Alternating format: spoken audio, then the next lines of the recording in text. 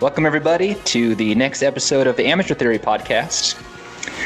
We got another fun movie for you today, another cult classic.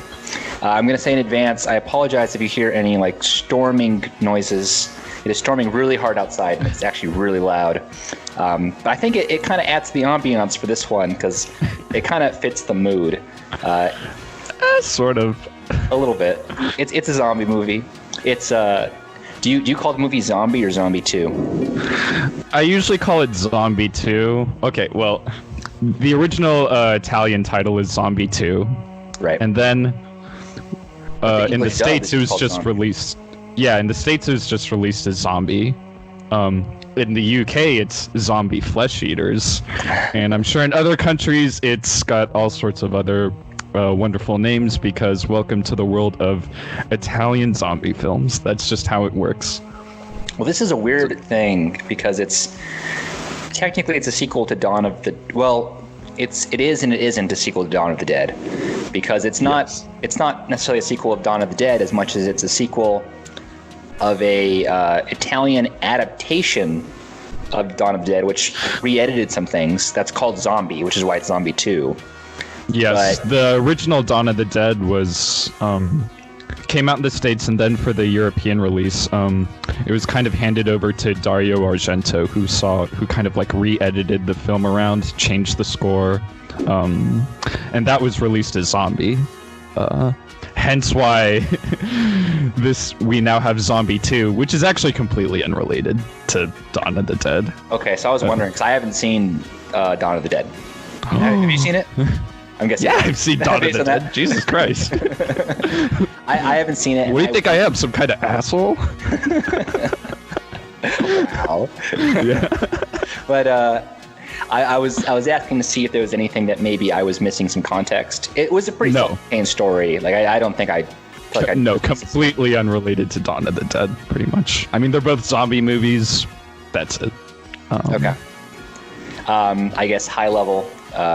What were your thoughts on the movie? I actually... In terms of how much you liked it or disliked it or whatever. I actually liked it a lot, I think. I liked it more than I thought I would. Well, Did you think it was so bad it's good? Because when I first watched this, that's kind of what I thought it would be.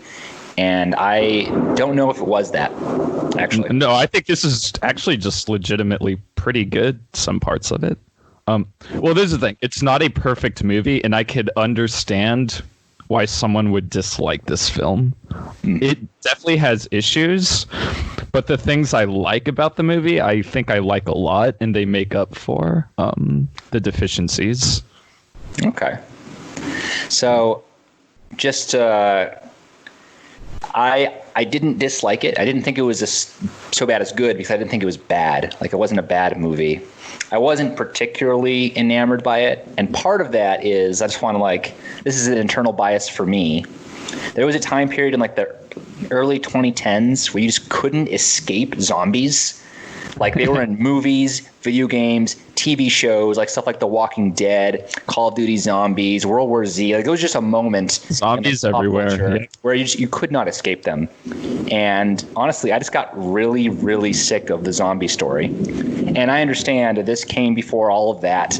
And so it's not really fair to call this a retread because it's one of the originals, but it felt like a retread because I've just seen this same story. There's one zombie, someone gets bitten, there's more zombies. I've seen that story so many times. I could predict what was going to happen in the movie before it happened a lot. And so that I think lessened my interest of it. It made it slightly a more boring watch than it would have been if not zombies had been more novel to me. That being said, trying to look at it objectively and not, with this bias of it being a zombie movie, I think there's things to like about it for sure. There's some it is a little campy, but I mean that's not necessarily a bad thing. And it's got some, I think the gore is satisfying. If you're gonna watch, yes. Probably why you watch it because it's it's a real gory kind of movie. I guess would you call it a splatter film? Not quite a slasher, but a splatter film.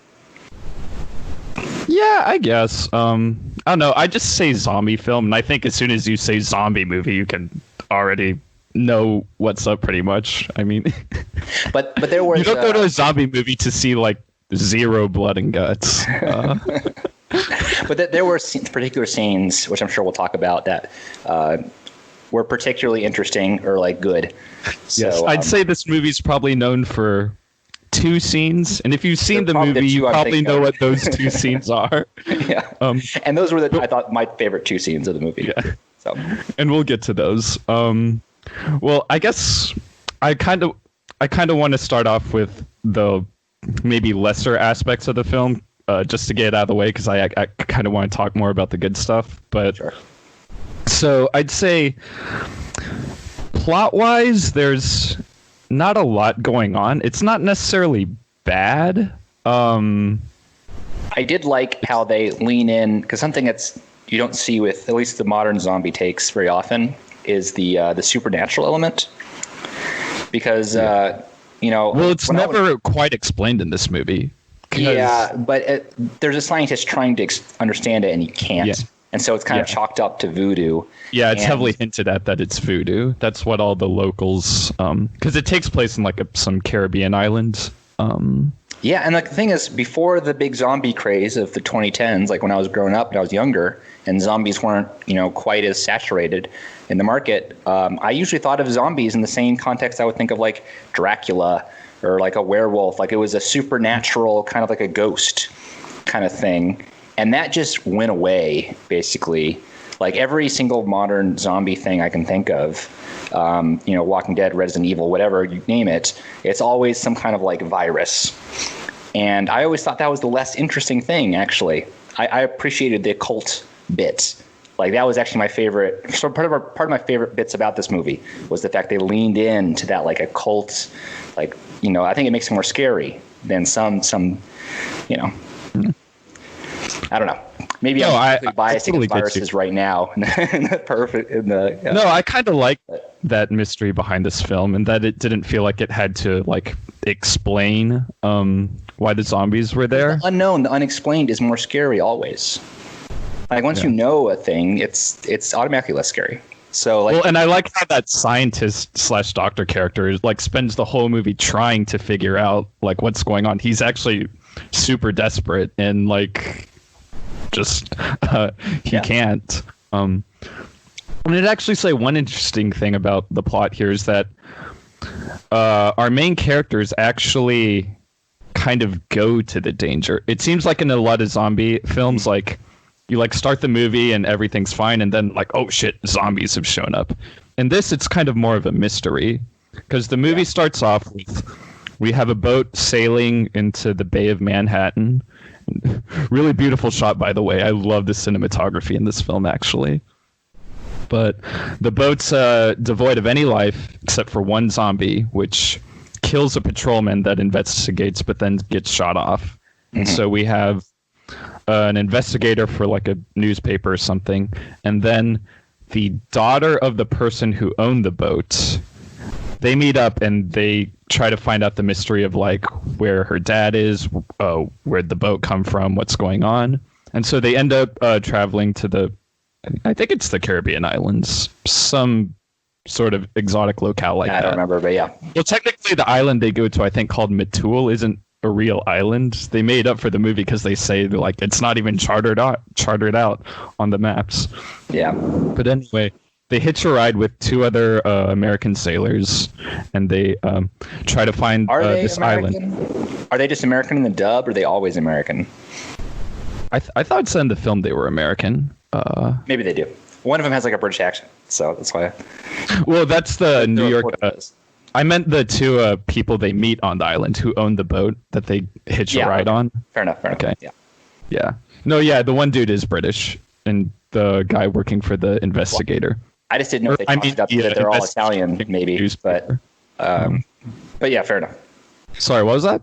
I didn't know if it like everyone was considered Italian, except for in the dub they kind of like redid them as Americans, or if it was they were always meant to be Americans. I don't know how much that actually matters, but yeah, I think they're in the dub or in the Italian dub. they'd probably say the same thing. Interestingly enough, the British guy who works for the newspaper is played by an actor called Ian McCulloch. And when I saw that name come up during the title sequence, I had Did double take. short-circuited for a second because that's the name of the singer from Echo and the Bunnymen. And I thought, there is no way. There is no way. These are the same people. And they're not. But it would be crazy if it was. Just interesting. What a world.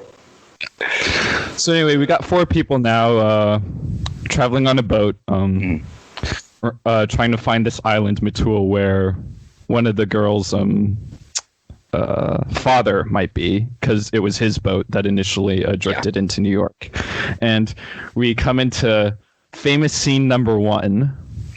Well, one of the girls wants to dive under because I guess she wants to get shots of the scenery underwater, and so she just strips naked except for a G-string, which is I guess if you want to go diving like that, cool. I mean, I'm sure that they weren't really thinking about plot details very heavily for this scene. They wanted some sex appeal. But I think it's not totally unreasonable to think that someone didn't bring a bathing suit, so you would swim in your underwear, and however scantily clad that may be, if you're comfortable with it, then whatever.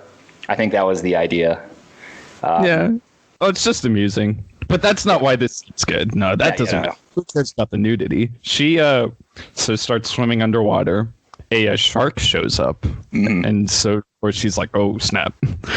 I'm trying to avoid the shark. Got to get out of here." But then, while she's hiding away from the shark, a hand reaches out and touches her shoulder, and she turns around, and there's a zombie. Which is the original zombie, right? The zombie who killed the first person is the same zombie. I don't think so. It's just some other random zombie that somehow ended up in the water from the island. Okay. It doesn't really matter, though. Point is, there's a zombie and it's underwater.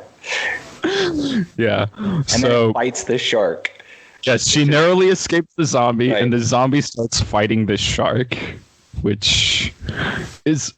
And the scene actually isn't even as silly as it sounds. It's actually rather well done and, dare I even say, majestic. Yeah, I would have thought that something like this... and I guess I'm just too used to budget cheap films, is that you would have either a fake shark that the person fights, maybe with, clipped in with shots of a real shark, or if the action was implied. But they definitely filmed a man in a zombie suit actually wrestling a shark. It's definitely a real shark. This is pre-CGI. And he's actually kind of wrestling with the shark. I was just really that impressed me. I was like, how? Well, this wow. I don't know my sharks that well. Well, I was into them as a kid, as most of us were, I think. But I think that's a tiger shark. And tiger sharks tend to be one of the more dangerous kind, I think. Not that sharks are super dangerous. I know that's overblown sensational thing. One of the But at the same time, I still wouldn't want to necessarily wrestle with a tiger shark. So how'd they do that? Did they drug the shark out of its mind or something? I can't pretend to know. But I do know that in the end credits, the underwater director is its own line. There's director and then underwater director. So that whole scene got its own person who just, I guess, was skilled at that. And it was all very good. The zombie outfit, particularly that one, was the least convincing of them because they probably had to make it proof. Yeah, but, and I mean, she has to wrestle with the shark.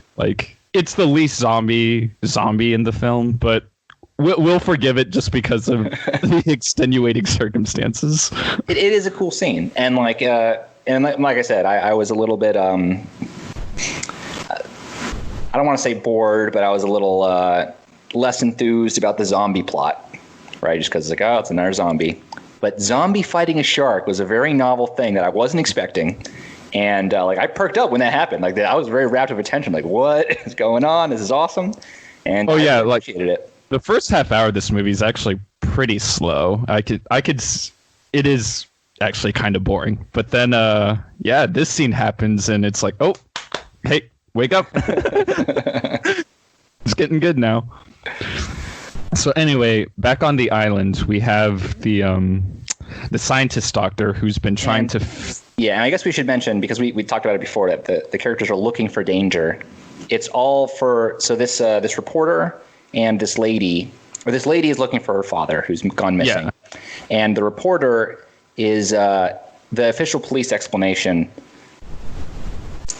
I don't even remember what it was, but it wasn't convincing to this reporter. He thinks there's something deeper going on. So they kind of team up to find out what happened to her father.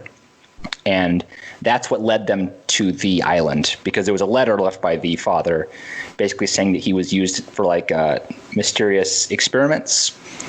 But it was kind of left a little mysterious. But it was on this island. So they're going to the island.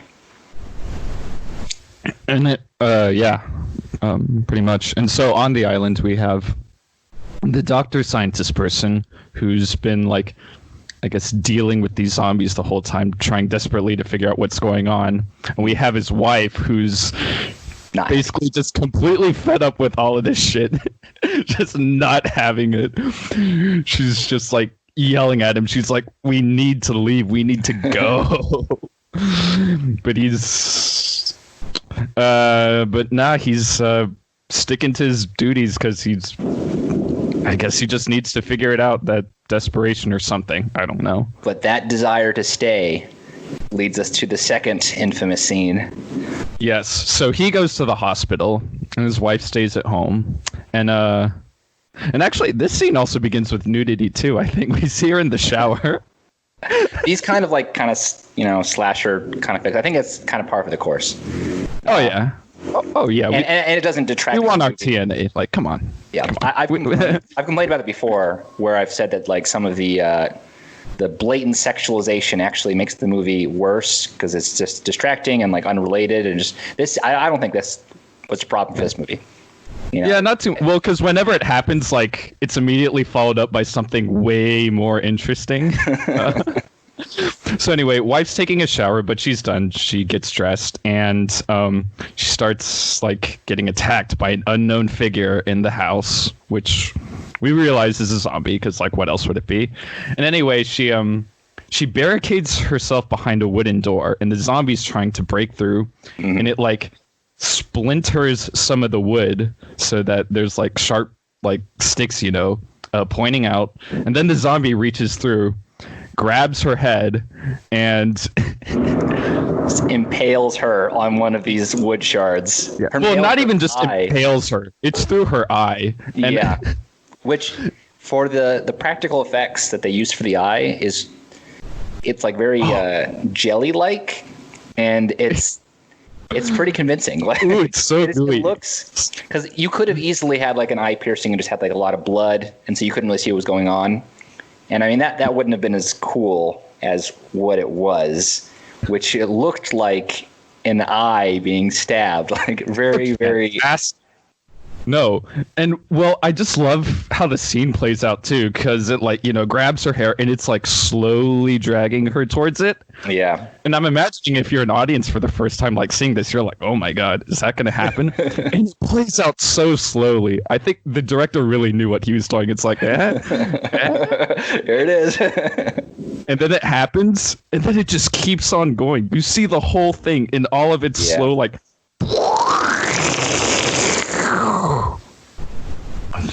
not for the squeamish. No, this is a very gory film. I can't remember. In the Wikipedia article, it talks about how this was called a particular kind of film in the UK. Oh, video nasty. I love that term. I've never heard it before, but I'm a fan of it. Like very that could be its own whole separate discussion. The video nasties, that was a thing, but people don't want to get too off topic because that could be its own whole separate discussion. Okay, fair enough. I'll back off on it, but it really is. That is a cool term, though. I will admit. I think the reason you watch this movie are for scenes like a slow eye stab, or even like the less interesting ones that we didn't talk about. There's plenty of, biting the neck and like blood. Just like, it reminded me of that Monty Python sketch where the guy's like, the director's like, and the blood spilled forth. I don't know if you guys know what I'm talking about with that, but it reminded me. I was reminded of that when I watched this movie. And it's for this kind of movie, it's kind of what you want. So I think it works in that regard. It excels. I think these might be the best zombies I've seen on film. Really? Or, I mean, dude, I love the makeup and special effects in this film. That's why I said might, because I do also really love Day of the Dead. But just in this, like, the zombies, they're like just rotting and decaying. Like, you can like almost like feel it, like smell it even, maybe. There was attention to detail for sure on all of the zombie costumes. Like, they were not thrown together. There was, I'm sure, hours of makeup work that went with all of them. So, in that regard, they look like actual like rotting like pieces of like flesh moving around. There's the one zombie who's I think used on the poster, but it like rises from the grave, and there's like wriggling like worms in its eye, and it's so good. And people like grab like sometimes parts of a zombie and the flesh will just rip off because it's like rotted. Like I just really love the effects in detail there. What do you think? What kind of I don't know if I want to use the word vibe, but I can't think of a better term. Just like atmosphere, like tone? Atmosphere. Like what do you think? Do you think this movie is trying to be creepy, or is it trying to be campy? No, it's definitely trying to be like haunting and like, no, definitely haunting and creepy, and like there's like a real, because like when they get to the island, like our characters arrive on the island, they meet up with the doctor, but then like when you get to the island, you get a real sense of, I think, like desolation and decay. There's like a great shot where like you're like looking down this like sandy road, and like all these like buildings are deserted, and there's like a crab that just like scuttles along forth in the foreground, and in the background you see like one like lone figure just like kind of lumbering around. And I don't know, I really love the cinematography in this film, actually. And I don't know if it's like outstanding, but it's very like purposeful. Like the camera work, like the director obviously knew what he was doing, and he likes to frame things in the he likes to put things in the center of his frame, which is, I guess, simple, but I actually really like how that looks. And I don't know, like he'll just, if there's something interesting going on the screen, like he'll just keep the camera still or not move it around as much and let us like observe it in all of its like full glory. Like none of this shaky cam bullshit. Like like a scene later in the film where they like where there are these like zombies like rising from the grave, and it's very slow. They're just like rising, and then you see a couple more like rise, and the camera's just like focused on them, and I think it looks fantastic. It's like actually spooky. It's like oh fuck, you know. All right. Well, you seem to like this movie quite a bit. How does it compare to Dawn of the Dead? Is it? This Dawn of the Dead is considered a classic, and as far as I'm aware, this is not. Like if you're into zombie films, not like a I think it has like a 40% of Rotten Tomatoes, which I think is way too low. Actually, I'm surprised that many people disliked it. Well, let me make a case for where they might be coming from. And again, I want to reiterate that I did not dislike this movie. I think that if it had been a different monster that I was less familiar with instead of zombies, I probably would have come out liking it better. Again, that's just that internal bias. But I didn't get the spooky vibe that you did. Like there was no with a really good horror film, there's like moments of tension where like you kind of like feel the tension of the characters. And I think the really best horror films convey that feeling pretty nicely. The reason I asked why, if you felt like it was campy, is because I wasn't sure if that was supposed to be campy or if there was some unintentional camp happening. I would say there is actually some scenes of unintentional camp. There are some people that there's like a decent amount of that, I thought, which makes it if you're a serious critic, right, and you're trying to like review a serious movie, this movie can seem a little unserious, and I don't think unserious is bad, and like so I like. We watch those kind of movies on this podcast all the time, which I've expressed a fondness for sure before. But I could understand a critic who was looking for something a more serious, like if you were to compare this with Dawn of the Dead, which again I haven't seen, but I just assume since it's this critically acclaimed horror movie, probably feels more like a horror movie and less like a, just kind of. I think you'd be surprised. Slasher film. I like I said, I don't know. I haven't seen it. The original Dawn of the Dead's got people throw pies into zombies' faces in the original Dawn of the Dead. Really? That's a thing that happens. I need to watch this movie. I mean, well, this is I can understand why people would consider Dawn of the Dead the better movie. Well, because it is. I would agree with them. Okay. But I mean, this I'd say Dawn of the Dead is a film with more personality and probably more like subtext.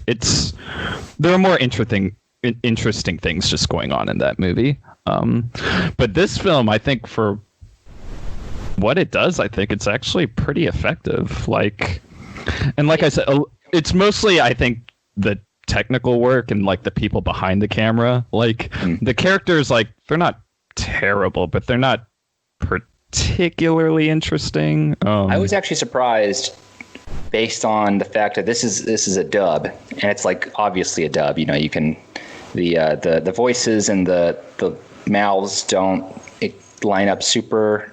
They're not the worst thing I've ever seen, but it's hard to do live action dubs. It just is.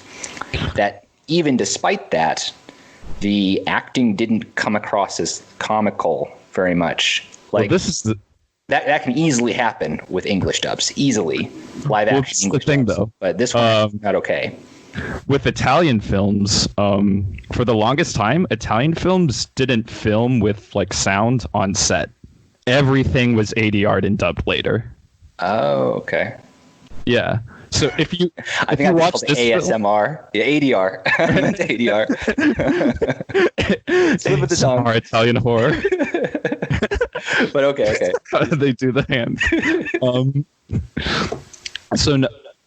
And if you notice, like, if you watch a decent amount of Italian films, there will be like the English will like line up with the actors' voices, because a lot of the times the actors would just English.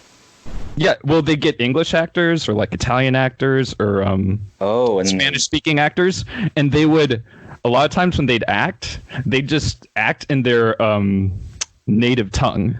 Interesting. And then it would all be dubbed later because I actually felt that. I felt like some people were better at the dub than others, and like some were so canny, like perfect, like the Doctor, that it just like blew my mind. I was like, wow, this is just such a weird coincidence, but that makes so much sense. Oh yeah, a lot of these people were just speaking English like when the actual filming happened, and then like later it was all dubbed over, because that's just how like Italian cinema was made.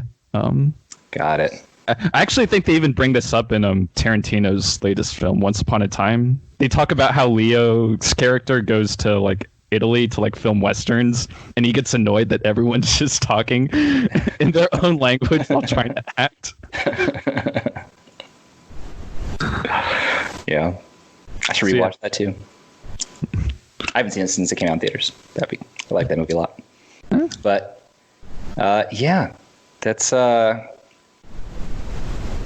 even the less good people at the ADR, the ones that were the mouths didn't really match up. I don't think the lead woman, I don't think she was speaking English.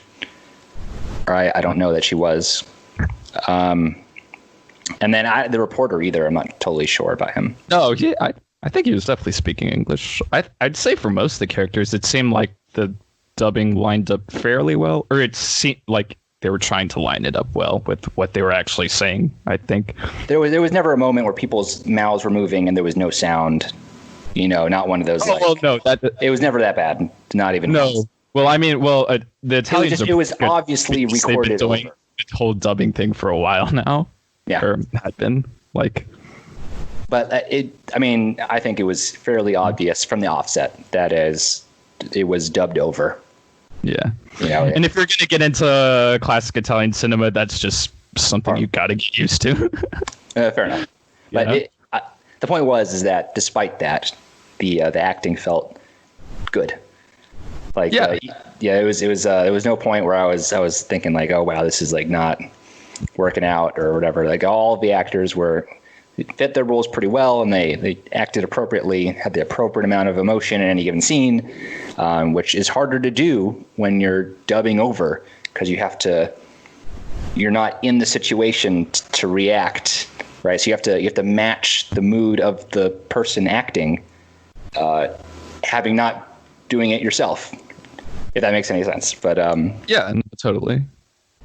Yeah, and it was all handled pretty well in this film. Like this.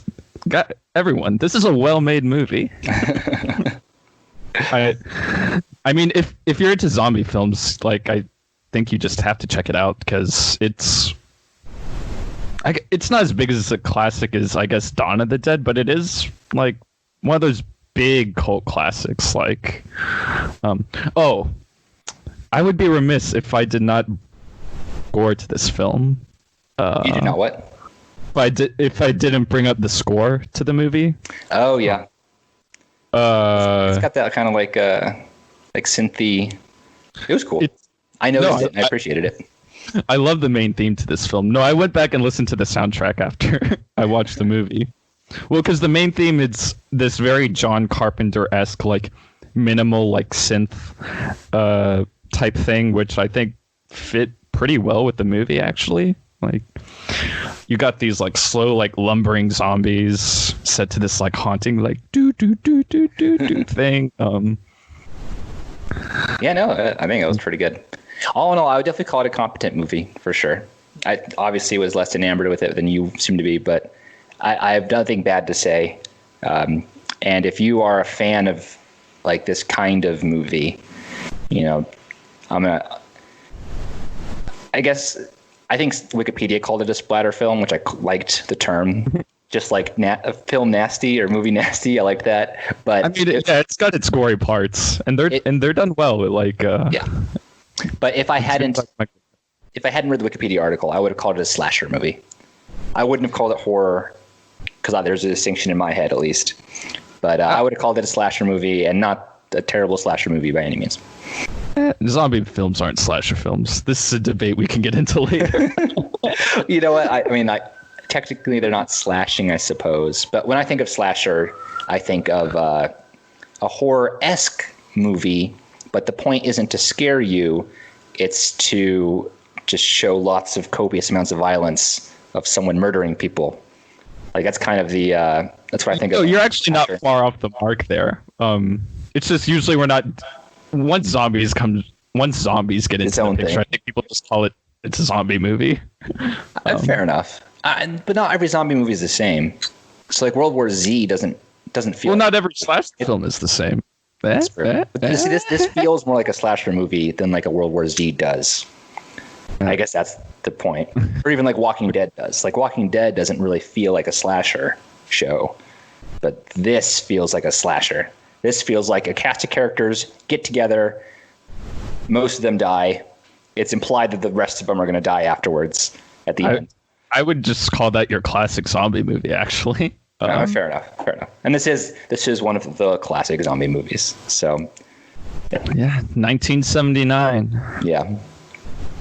Well, technically, I think 80 in the U.S., but we'll go with the original Italian release. Yeah. Why not? But yeah, I think I've said most of the things I have to say. Is there anything else that you are burning to say about this movie? Just want to reiterate that I think this film was pretty damn good. Like some of the best zombies I think you'll ever see on film. Like they looked great, and I loved like they really acted like soulless, like just dead like corpses moving. Like half the time you don't even see their eyes or their clothes, and they just lumber along. I don't know. I think this movie has a great like atmosphere. I understand what you mean when you say you didn't feel much tension. Like, and I wouldn't say I felt much tension either, but there was a very like palpable like mood, like kind of like a feeling of sorts. It is pretty macabre, which is it did that well. I'd agree. One thing I just thought of that I noticed at the movie and I liked was how they balanced the zombies are really slow, but also menacing. Because that's actually one of my main criticisms of The Walking Dead is that the zombies don't seem threatening enough. Like children are killing them on the regular. Like it doesn't make any sense to me how humanity fell given this. But these zombies are pretty good because they're kind of low lumbering zombies, but when they need to be, they can grab you really quick, or they could, and they show like a decent amount of strength so that they felt threatening. One of my biggest criticisms of zombies, one of the reasons I got so sick of them was because so many zombie properties did not make the zombies very threatening at all. Or they didn't feel very threatening. Like it was very easy for you to imagine, like if I was in that situation, no zombie would get me. I would just bash its head in with a baseball bat because they just drop like flies, basically. But these zombies actually felt threatening. So props to them for getting that right. Yeah, I mean, I definitely recommend this movie. If anything, you just got to check it out at least for the shark and eyeball scene. Those were both very good and entertaining. All right, I think we'll wrap up there. Thank you for listening. We're slowly building up some like regular watchers, it seems, which is nice to see. And so if you're watching or if you're new, welcome. We try to do this every week. Please like, subscribe, follow based on whatever platform you're watching us on. We're on Spotify, we're on Google Podcasts, we're on YouTube. And until next time. Until next time. See you later.